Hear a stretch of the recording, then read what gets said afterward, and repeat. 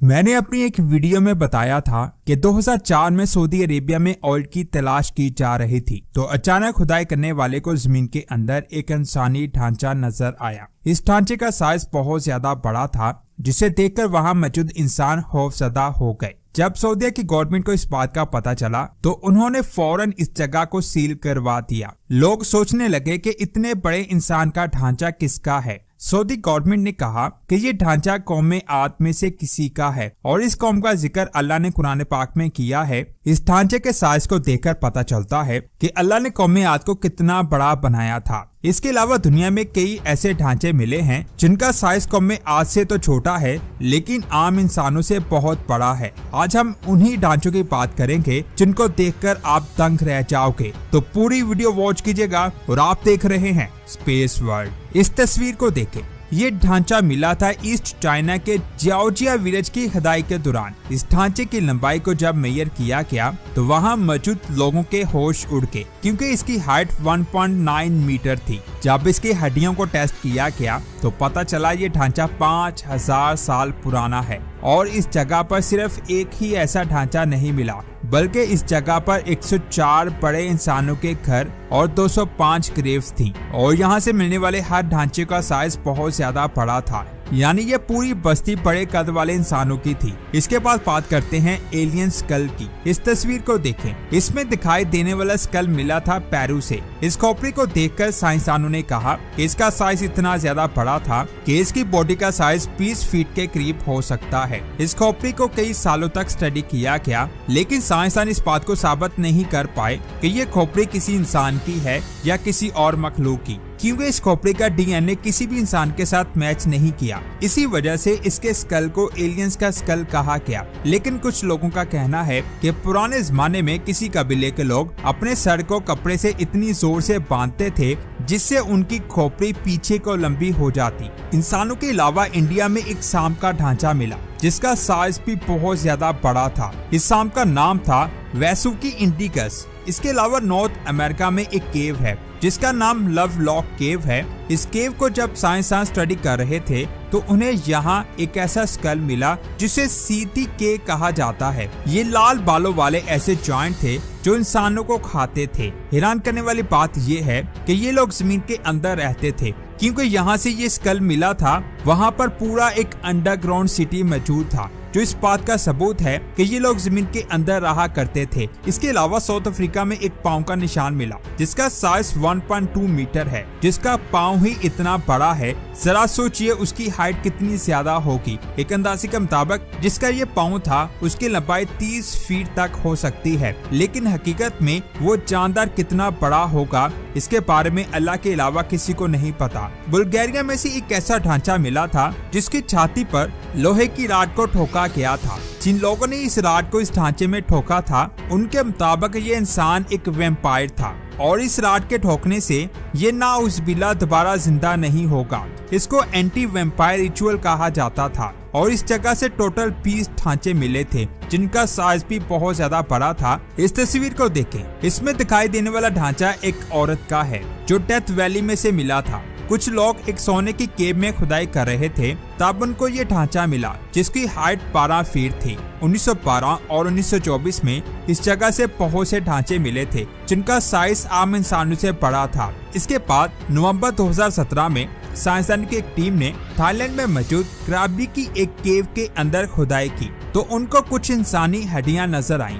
उन्होंने सोचा शायद यहाँ मजीद इंसानी हड्डियां हो सकती हैं, इसीलिए उन्होंने जब और ज्यादा खुदाई की तो उनको एक बहुत बड़ा इंसानी ढांचा मिला और ये जानकर आप हैरान हो जाएंगे कि इस ढांचे की लंबाई 19 फीट से ज्यादा थी। इस ढांचे के साथ एक सांप का ढांचा भी मिला जिसके सर पर 2 सींग थे। साइंसदान के मुताबिक उस सांप ने इस आदमी को काटा होगा जिससे इसकी मौत हो गई। कुछ साइंसदान का कहना है कि हो सकता है ये सांप इस आदमी का गोश्त खाने आया हो और फिर ये खुद भी यहाँ मर गया हो। ये डिस्कवरी इतनी ज्यादा हैरानकुन थी कि जब इसकी तस्वीर पब्लिश की गई तो ये तस्वीर सोशल मीडिया पर बहुत ज्यादा वायरल हो गई। थोड़ी देर बाद वहाँ की गवर्नमेंट ने इस स्केलेटन को अपनी तहवील में ले लिया, लेकिन सवाल ये आता है कि ये इतना बड़ा शख्स कौन था और उसके गिर्द शाम क्यों लिपटा हुआ था, इसके बारे में अभी भी साइंसदानों को नहीं पता चल सका। इसके बाद बात करते हैं नेक्स्ट डिस्कवरी की। 2014 में ऑस्ट्रेलिया में साइंसदान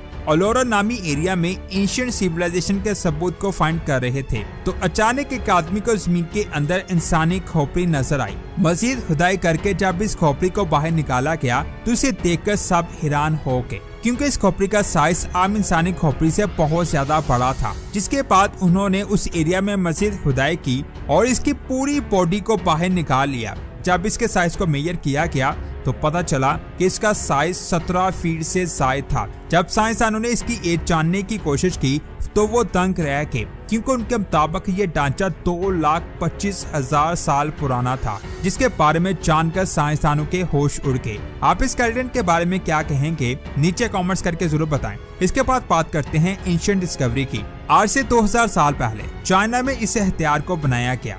ये हथियार इतना ज्यादा पावरफुल था कि इसे आज AK-47 से कंपेयर किया जाता है, क्योंकि इसे उतनी रफ्तार से फायर होता है जितनी रफ्तार से आज AK-47 से होता है। उस वक्त इस हथियार से किसी भी फौज को हराना बहुत ज्यादा आसान था। इसे चलाना भी बहुत ज्यादा आसान था। इसकी रफ्तार इतनी ज्यादा थी कि इसके सामने बड़ी से बड़ी फौज भी नहीं टिक पाती। इस हथियार से 15 से 20 सेकंड्स में 7 से 10 फायर किए जा सकते थे। इसे जब मौजूदा राइफल के साथ कंपेयर किया गया तो उसने राइफल से पहले 5 बार फायर कर दिए। इस हथियार को आखिरी बार 19वीं सदी में इस्तेमाल किया गया और ये वाकई में कमाल की एंशिएंट टेक्नोलॉजी थी। इसके बाद जिस एंशिएंट टेक्नोलॉजी की मैं बात करने लगा हूँ उसके बारे में जानकर आपका दिमाग चकरा जाएगा। आपने एंशिएंट इजिप्शियन के बड़े बड़े पिरामिड्स को देखा होगा, लेकिन क्या आपने कभी सोचा है कि एंशिएंट इजिप्शियन सफर कैसे करते थे? आपके माइंड में घोड़ा सवारी या एक बहुत बड़ी कश्ती का ख्याल आया होगा, लेकिन उस वक्त लोग एक बहुत बड़े बहरी जहाज का इस्तेमाल करते थे जिसका साइज मौजूदा एक क्राफ्ट कैरियर के बराबर होता था। इसे 3rd PC में बनाया गया था। इसे टेसरेकन कहा जाता था। ये बोट इतनी ज्यादा बड़ी थी कि एक वक्त में इस पर 7,500 लोग आसानी से सफर कर सकते थे, जबकि मौजूदा एक क्राफ्ट पर सिर्फ 5,500 लोग सफर कर सकते हैं। ये बोट 130 मीटर बड़ी थी। देखने पर ऐसा लगता है जैसे इसे 2 बोट्स को जोड़कर बनाया गया हो। मौजूदा एक क्राफ्ट कैरियर फ्यूल या न्यूक्लियर रिएक्टर की एनर्जी से चलता है, लेकिन उस बोट को 4,000 लोग मिलकर चलाते थे। इसमें 400 सेलर्स और 850 सोल्जर्स हुआ करते थे। इस पर इतने लोग थे कि इसे एक छोटा टाउन भी कहा जाता था। ये वाकई में एंशिएंट इजिप्शियन की कमाल की टेक्नोलॉजी थी। इसके बाद बात करते हैं 2021 में रशिया के एक बहुत ठंडे इलाके साइबेरिया में साइंसदान जमीन के नीचे 11 फीट की गहराई तक खुदाई कर रहे थे। तब उन्होंने एक छोटी सी मखलूक दरियाफ्त की। ये मखलूक थी तो छोटी, लेकिन इसकी उम्र 24,000 साल थी। हैरान करने वाली बात ये थी कि वो मखलूक जमी हुई थी और जब उस पर सूरज की रोशनी पड़ी और उससे नमी मिली तो वो खुद ब खुद जिंदा हो गई। ये एक फीमेल थी। सबसे ज्यादा हैरान करने वाली बात ये थी कि ये फीमेल बगैर मेल के जिंदा रह रही थी और मेल के बगैर ही अपने जैसा दूसरा बच्चा पैदा करने लगी। इस अमल को फीमेल रिप्रोडक्शन कहते हैं। इस मखलूक का साइज बहुत ज्यादा छोटा था। इसे सिर्फ और सिर्फ किसी खास टेलीस्कोप से ही देखा जा सकता है। इसे पेट्लॉइड रोटिफर्स का नाम दिया गया। ये मखलूक पानी में रहती है, जैसे तालाब, बारिश का पानी, गीली मिट्टी या काई पर मौजूद नमी। इसका जिस्म नरम और लंबोतरा होता है। इसके सर पर तो घूमते हुए पालनुमा पुर्जे होते हैं जिन्हें सिलिया कहते हैं। ये सिलिया इसे तैरने में मदद करते हैं और खाने को मुंह की तरफ लेकर आते हैं। ये जानदा रहता तो नमी में है,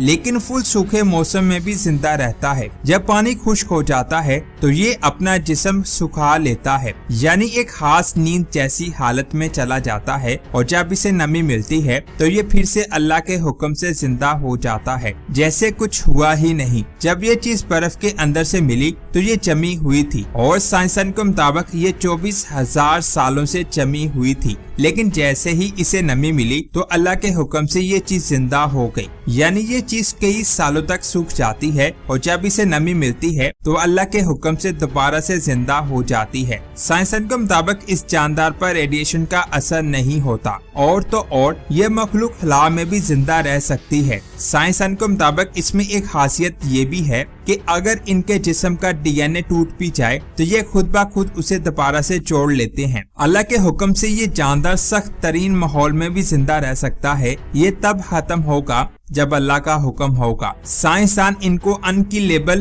क्रिएचर्स कहते हैं। उनके मुताबिक जब ये चीज किसी एक्सट्रीम कंडीशन का सामना करती है तो ये क्रिप्टोबायोसिस में चली जाती है। क्रिप्टोबायोसिस एक ऐसी कंडीशन होती है जिसमें रोटीफर्स जैसे जानदार अपना पूरा सिस्टम आर्जी तौर पर बंद कर देते हैं, जिसमें वो ना सांस लेते हैं, ना हरकत करते हैं, ना खाना खाते हैं। वो बिल्कुल गैर फाल हो जाते हैं। लेकिन जैसे ही इनको पानी या गर्मी या रोशनी मिलती है तो वो दोबारा से जिंदा हो जाते हैं। ये चीज रोजमर्रा की जिंदगी में भी होती है, जैसे यीस्ट जिसे हम बेकिंग में यूज करते हैं। यीस्ट के सेल्स के गिर्द एक प्रोटेक्टिव लेयर होती है। अगर आप इसे फ्रिज या फ्रीजर में रखते हैं तो वो क्रिप्टोबायोसिस जैसी हालत में चली जाती है। वो जिंदा तो होती है लेकिन एक्टिव नहीं होती, और जब उसे फ्रिज से निकाल कर गर्म जगह रखा जाए तो वो फिर से काम करना शुरू कर देती है। जब रोटीफर्स क्रिप्टोबायोसिस में होती है तो वो कुछ खास प्रोटीन्स बनाती है जिनको चैप्टर 1 प्रोटीन्स कहते हैं।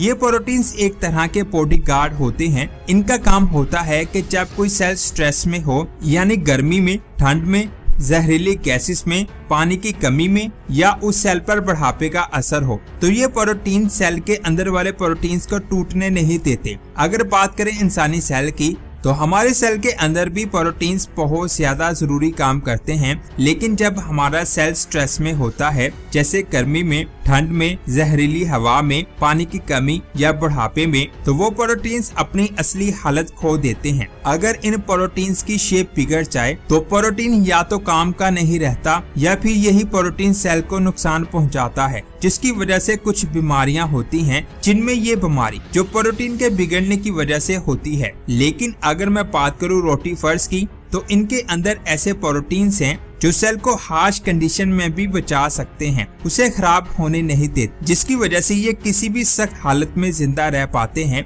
साइंसदान का कहना है कि इनको प्रोटीन को इंसानों के सेल्स को प्रोटेक्ट करने के लिए भी यूज किया जा सकता है, जिससे मुख्तलिफ बीमारियां और बुढ़ापे से बचा जा सकता है।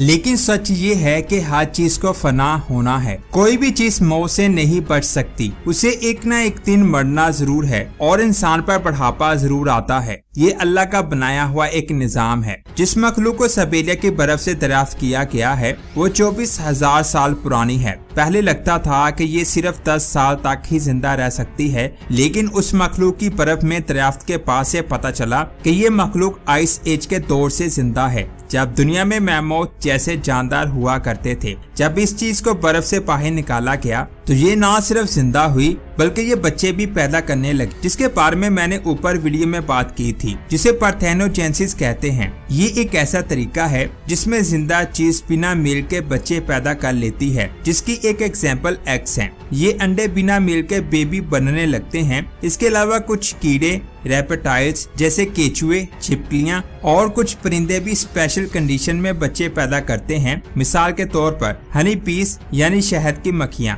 इनमें मेल मक्खियां बिना मेल के ऐसे अंडों से पैदा होती हैं जिनमें किसी बाप का हिस्सा नहीं होता। ऐसे पैदा होने वाले जानदारों के लिए एक मसला है। पार्थेनोजेनेसिस तरीके से पैदा होने वाला हर बच्चा लगभग अपनी माँ जैसा होता है, लेकिन जीन्स में कोई फर्क नहीं होता। यानी अगर सारी जनरेशन एक जैसी जीन्स रखती है तो किसी एक को भी कोई बीमारी लग जाए या मौसम हार्ड हो जाए तो इसका असर सब पर हो सकता है, जिससे पूरी नस्ल खत्म हो सकती है। लेकिन रोटीफर्स ने सबको गलत साबित कर दिया। साइंसदान के मुताबिक ये मखलूक 450 से शायद मुख्तलिफ किस्म में बदल चुकी है, वो भी लाखों सालों में। और ये चीज साइंसदानों के लिए बहुत ज्यादा हैरानकुन है। इससे भी ज्यादा हैरान करने वाली बात ये है कि ये मखलूक दूसरी मखलूक से भी फायदा उठाती है। ये मखलूक फंगस, बैक्टीरिया और पौधों से भी जीन्स को चुरा लेती है। इस प्रोसेस को हॉरिजॉन्टल जीन्स ट्रांसफर कहते हैं। यहाँ ज्यादातर जानदार सिर्फ अपने माँ बाप का डीएनए लेकर चलते हैं, लेकिन रोटीफर्स दूसरों के जीन्स अपने डीएनए में जोड़ लेती हैं,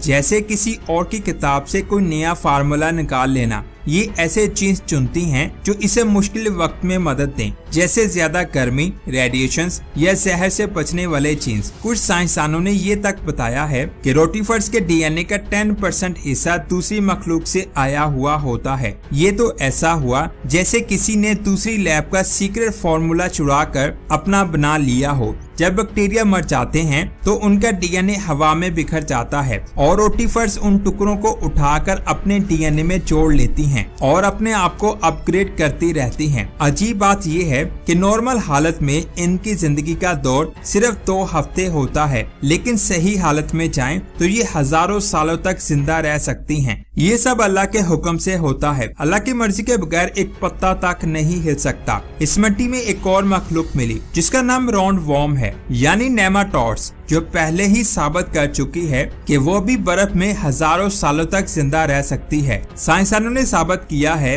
कि पुरानी बर्फ में जमे हुए बीज भी दोबारा जिंदा हो जाते हैं। अंटार्कटिका की बर्फ में से साइंसदानों ने ऐसे पौधे दोबारा उगाए हैं जो शायद 1000 सालों तक बर्फ में जमे हुए थे। जरा सोचिए, इतने सालों तक जमे रहकर भी जिंदा हो जाना बहुत हैरानकुन बात है। अल्लाह ने ऐसी चीजें बनाई हैं जिनको देखकर इंसानी दिमाग दंग रह जाता है। आपका इसके बारे में क्या ख्याल है, नीचे कमेंट्स करके जरूर बताएं। वीडियो अच्छी लगी तो इस वीडियो को लाइक और शेयर लाजमी करें। मिलते हैं एक और शानदार वीडियो में। अपना बहुत सारा ख्याल रखें। अल्लाह हाफिज।